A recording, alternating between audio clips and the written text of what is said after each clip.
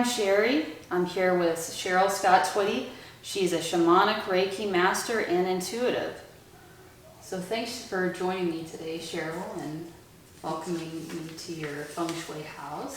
Of course, thanks for being here.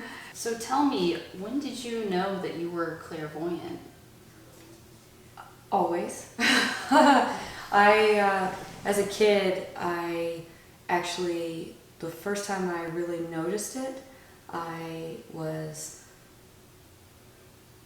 had a best friend, and we used to get hand-me-downs from her sister and her best friend, and they had twin clothes, and we would plan days to dress alike, and one day we hadn't planned it, and I was hoping that we could, and I just said, wear your black and white shirt, wear your black and white shirt. And she showed up wearing it and told me that she had been thinking of me at a certain time, and that's when I realized that I had the ability to send messages. So from there I just played around with it a little bit to see what other possibilities there were. Okay. I was probably in 4th grade at that point. Okay. Wow. And did you just embrace it at that point and just kind of accept it? Like, I played around with it. I was raised in a very conservative Christian household, so it wasn't necessarily something I put out there to everybody. We were non-denominational, but basically Pentecostal. So my father did not appreciate that sort of activity or speaking to spirits or anything like that as a safety issue, let's say. So I just experimented myself, but it was something that it took a lot longer to appreciate it and own it, I guess. mm-hmm. So I didn't right away start doing readings for friends or anything like that. Can you tell me more about the Reiki shamanism that you do? Sure. I was trained as a Reiki master by Diane Stein. So it's a sort of traditional method, but taught non-traditionally. And then after that, I started learning more about shamanism. And so I've realized the connection between the two.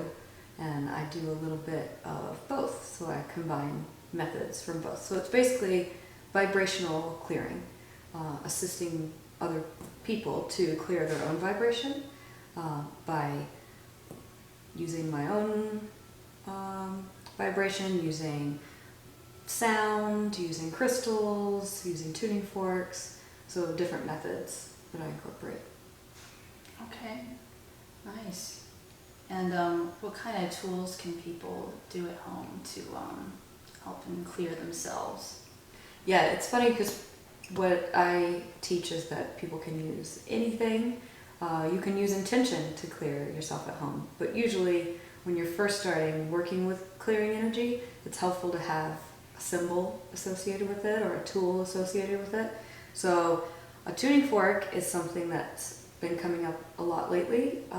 It's something that is an easy way to clear vibration in your body without really knowing how, without really studying it so much, because it goes through your whole system and helps to reset. So I suggest using an Om fork and then just holding it in your hand, and you'll feel wherever there's uncomfortable feelings, and then just using intention to release the muscles, release the tenseness there. Also, sage is super common. Using sage it literally clears the air.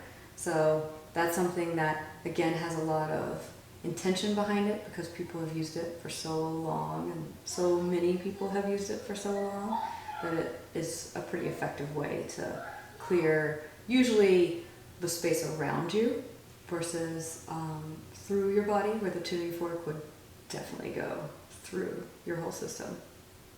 So those are two really easy ways to use tools to clear by yourself. Okay. How does the sound affect your consciousness? Like you do drumming and such, and that does clearing. Yes. But how does it affect our consciousness? Well, it affects it in different ways depending on what type of sounds. Sound is waves, so it goes through us because we're magnetic fields and we have our own waves. So it helps to reset to a certain frequency, a certain vibration. So when I use drum, it tends to clear, when it's for clearing, it tends to work very well for lower chakras because it's an earthy feeling to it. So it's very effective at lower chakras in particular. Also, I'll use the drum to do journeys because the drumming actually creates it's a rhythmic sound, but it has just enough of a variance to it that basically your brain can't quite connect to the pattern and it'll turn off. So it's a very effective way to help other people to meditate when they have a hard time meditating. The drum is an easy way to just get out of your mind and move into a consciousness, move into an etheric realm. So, but then using singing bowls and things like that, you can actually hear when there's a blockage, like a chakra deficiency, then the sound will get muffled, and so you can actually hear it clearing the space around the chakras as you play the bowl and move it towards your chakras. So it's a different sort of connection. It's a different sort of frequency, so it can affect different areas. So you can either use it for clearing in that way, or you can play it with a singing or with a tone and use it for meditation too, to help get out of your mind as well. How did you find this work? How did you come into finding Diane Stein's work and doing the Reiki shamanism? Well, as far as Diane's work, I found her book, Essential Reiki, and I found it 18 years ago, close to the time she wrote it, just at a table at a bookstore. And when I turned it over, I liked the cover. And when I turned it over, it described Reiki as the ancient art of laying on hands. And in my upbringing in the Pentecostal world, we called healing laying on hands. So on Sunday mornings, we would lay on hands. And so I was looking for a way to explain what I had been doing in a more secular way, in a not just Christianity sort of way. So that's the reason I first got it. And the book sat there for 10 years before I even picked it up and looked at it. So when I finally heard the message to open it up and read it, then I realized that it was what I had been doing. It was what I had been trained to do as a child. And so I had an instant connection to it. And then Diane specifically, I just heard to look her up. And when I looked her up, I realized that she was in Florida, and I had a trip planned to Florida. And I realized that she was doing a workshop when I was there. And so I asked her if I could come. And so that's how I was attuned by her and trained by her. But other than that, again, it's just getting a nudge, like having this curiosity, having this feeling to look up something and looking it up, and then having a synchronicity with timing. So everything's just been as I've been led to it. Yeah, listening to that intuition. Yes, yeah. Exactly. How do you integrate spirituality into your everyday life? I do this a lot. It's everything I do, I feel, is spiritual at this point. So I'm very conscious of what I'm doing. I'm very conscious of how I'm moving, how I'm affecting other things. I have studied and agree with the concept that that our bodies are actually magnetic fields. So it's not just a spiritual concept. It's actually a scientific based concept as well. And so I take that understanding that everything I pass by and everything I interact with, whether it be the air or the light or people around me, that I'm actually having an effect. And so I'm very conscious of what I'm doing and what I'm thinking and how I'm moving. So it's not to create so much of a ritualistic behavior, like not in a obsessive compulsive sort of way, but just noticing what I'm doing, just awareness, being very aware of what I'm doing. Yes, exactly. Doing things in a conscious way. Yes, exactly. And just giving myself time to have moments where everything's just silent and I can have time to hear inner guidance, that sort of thing. Once I incorporated just, having a cup of coffee with a book on Kuan Yin, or just sitting still and looking out the window, then it's helped me to have the awareness in, when I'm getting my kids ready for school or that sort of thing. Okay. Yeah. Practice. Practice, yeah. That's the what word. Yes, Yeah, it sounds like practice to me. Yes. And probably many lifetimes of it too. For sure. For sure. Yeah. So do you have a morning routine? Do you start off with any particular kind of prayer or anything? Yeah, and it's funny because it changes a little bit over the year. Again, with having children, there's a school year version and there's a vacation version. So usually, right now it's summertime, I'll get up and make myself some coffee and some tea, and then sit down with a book and then read a little bit. And once my head feels a little more clear and I feel a little more grounded, then I'll have a little meditation time. So I'll just get quiet, even if it's just for 5 or 10 minutes at a time, just to feel into the energy of the day and what's going to happen with that. And then before I start moving and start going. So that's my summertime routine. But when the kids are in school, it's all the mad rush in the morning, and then I have time to come and sit and be still for a minute before I start talking to people, or it's getting grounded, having a moment to get grounded. Grounding yourself in that earth energy. Exactly. Before you start. Exactly. Yeah, other than that, it's just whatever comes up. Like, what's going to happen now? Sometimes I'm going to go play with the tuning fork. Sometimes I'm going to do more reading myself. Sometimes I'm going to have readings for other people. But it's always that moment of just getting grounded first. Just being quiet and still. Yeah, I think that's important. Can you tell me more about the readings that you do? How do those go? Sure. I do a few different kinds of readings. Sometimes people will have something specific that they'd like to work on or know more about. So I'll either do readings over the phone or in person. And when it's a phone reading, it's usually based on a question. So sometimes someone will have a question about their work life, or sometimes they'll have a question about a past life. So I do lots of different kinds of readings. I can do past life readings, past life regressions, soul contracts, what you've come here to learn about, what you've come here to move on from, that sort of thing. I can do tarot readings. When people are here in person, generally it will start with getting information, but a lot of times it will be more of a vibrational clearing to help people feel what their own clear, grounded self feels like, so that when they do start to get in the hustle of the day and they start to feel tenseness coming on, then they're aware of where it's coming from. So that way they're learning how to clear these things themselves. So yeah, usually that's more of an actual body scan or like a health scan type reading, looking for chords.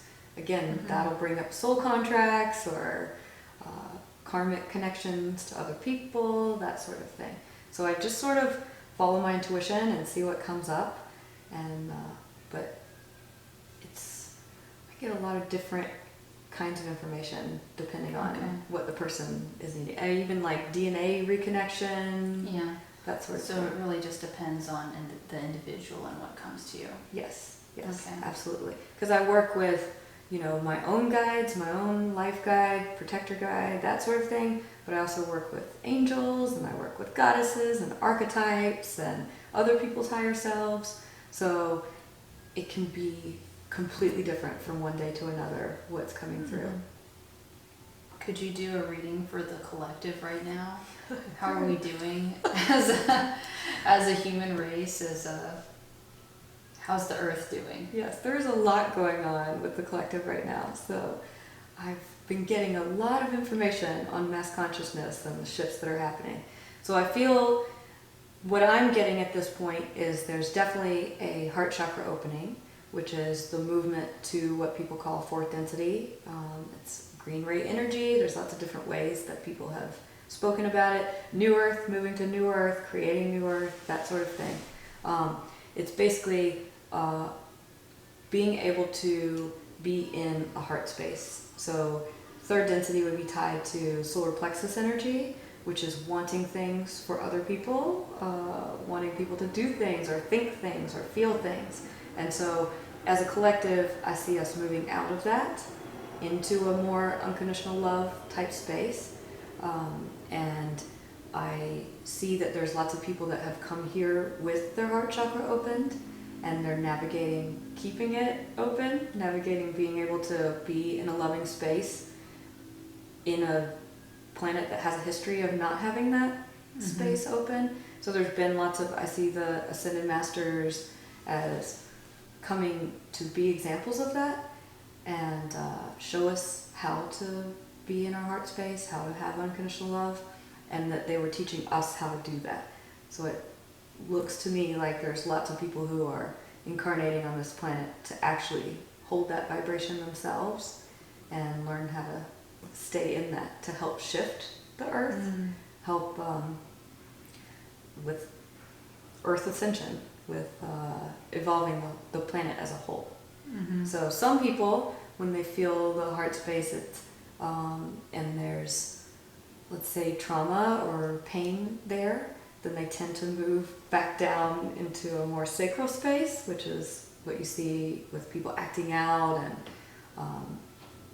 going into more of the pleasure-driven type soothing, let's say. Okay. So, but it looks to me like there is actually a critical mass of people who are able to hold the heart space vibration.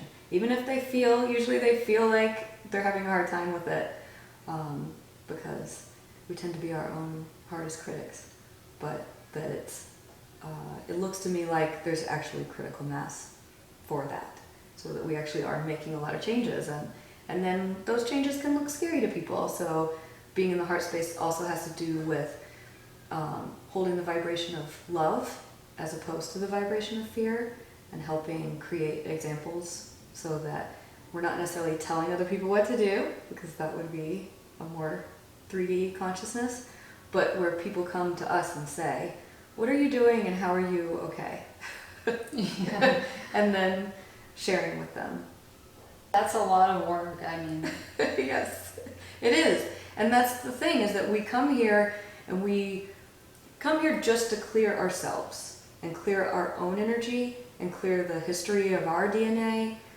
If we clear our own DNA, that affects the past, the future, everything around us. There's energetic DNA that's cleared by that as well, not just clearing it for our kids. So that's something that has been coming up a lot again, is what's the responsibility of spiritual people to change other people? But that's 3D consciousness. So really our responsibility is just to clear ourselves and be able to love ourselves, and then that ripples out to everyone around us, past, present, and future. So yeah, that is a lot of work. yeah. Yeah, but if we just focus on that, that's what we came to do. It's a lot easier than focusing on everybody else. It just doesn't seem so. Yeah. Yeah, that concept was hard for me to grasp at first. Like, and changing myself somehow affects the people around me. But I've noticed in my life in practicing it that it really does. It really does happen, and it's incredible to see it happen. Yes, absolutely. Yeah, a lot of us came here as bodhisattvas. A lot of us came here focused on everybody finding enlightenment, not achieving our own ascension until all beings are enlightened and ascending. And so sometimes that gets translated as we need to make other people wake up. We need to fix them. Yes, that we're here to focus on other people. But that's something that has been clearing as well in mass consciousness and through the spiritual communities, is realizing that the best way that we can be of service to others is making sure that we are taking care of ourselves and doing our own healing work. So that's a lot of what I teach, is helping people do their own healing work, as opposed to standing up as a healer for someone else. So usually I see being a healer as helping someone else move their denseness out of their own energy.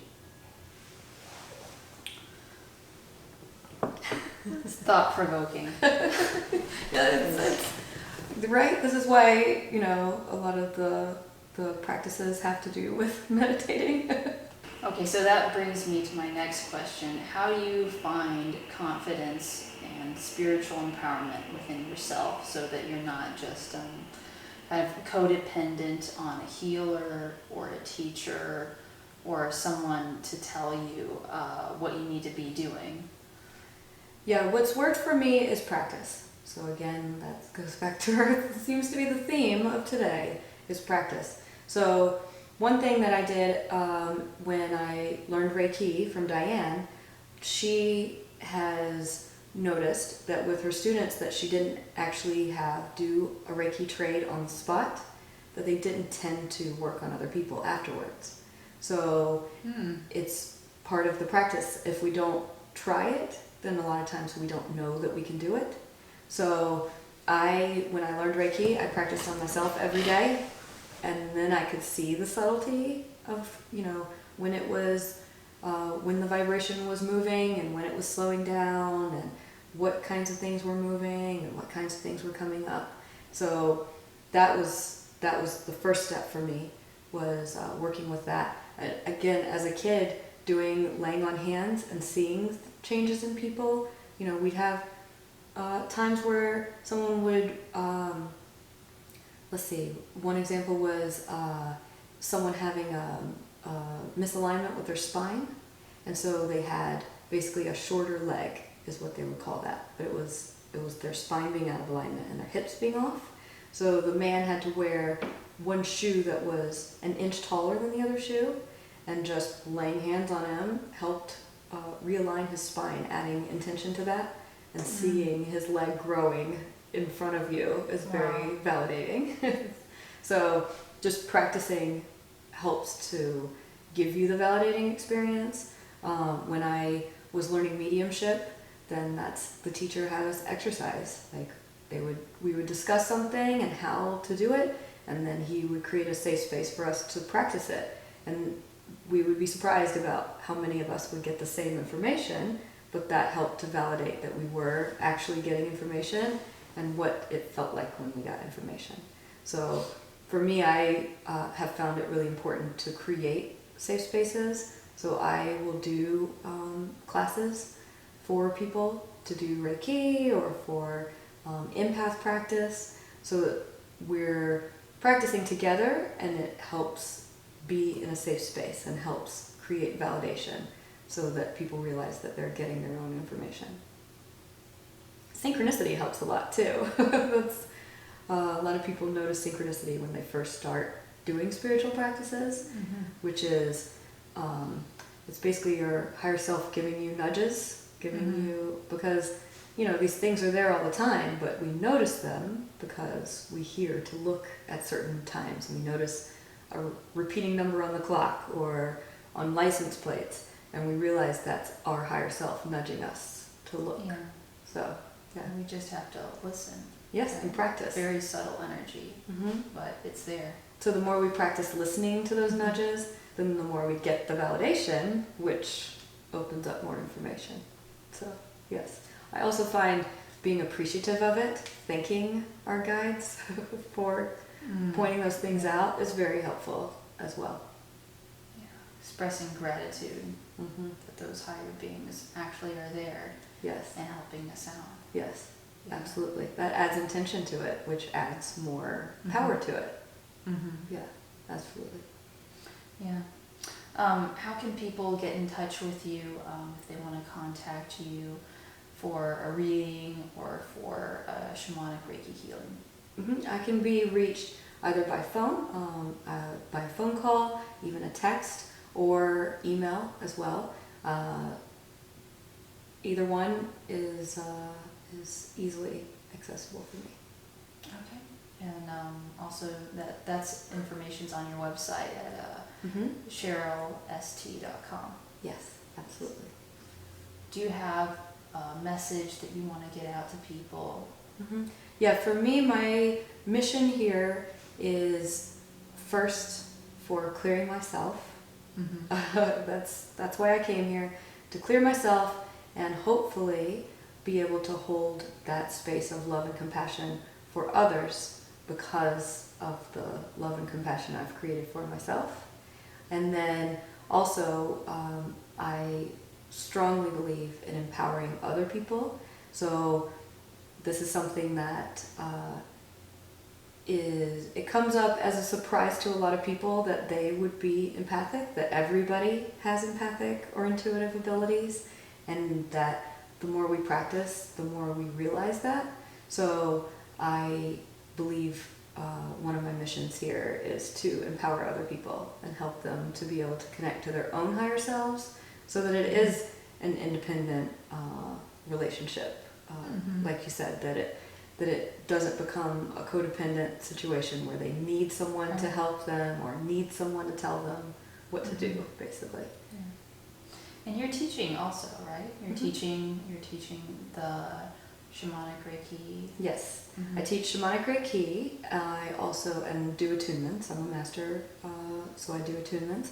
I also teach basically an embodiment practice. It was sort of empath class. I do empath work as well, so intuitive development, psychic development, and then I have another group where we practice embodiment, which is once you realize that you're bringing in the spiritual energy, how can you do more of that? How can you deal with that? How can you bring in a certain amount of light and process it through your body? So being the light here as well.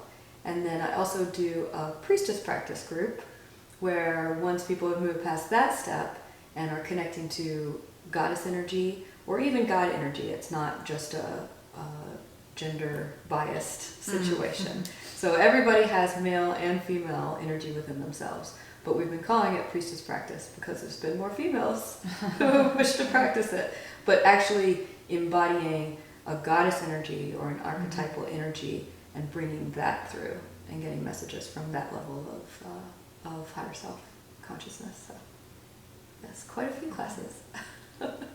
Well, thank you so much for taking the time to talk with me today, Sheryl. And you can see more of Sheryl's work and her classes and everything at SherylST.com. Thank you for watching, and let us know any questions in the comments below, and hit the subscribe button if you like this video.